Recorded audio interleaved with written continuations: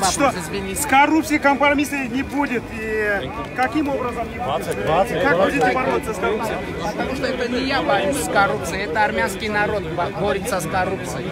И его армянский народ невозможно победить, просто невозможно перебороть. Когда увидите армянский народ, реальные изменения?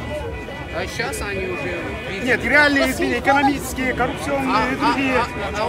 Вы не в курсе, что сейчас? Я в курсе, но еще. Ожиданий больше. Если вы имеете в виду все больше и больше, с каждым месяцем, каждой неделей будет все больше и больше успехов и все больше новых позитивных событий. Спасибо. У армянских... Спасибо. Ողջունում եմ Ժողովուրդ ջան բոլորիդ, ողջունում եմ։ Բայց ինչի՞ եք տանը մնացել, չեք գալիս հանրապետության հրապարակ։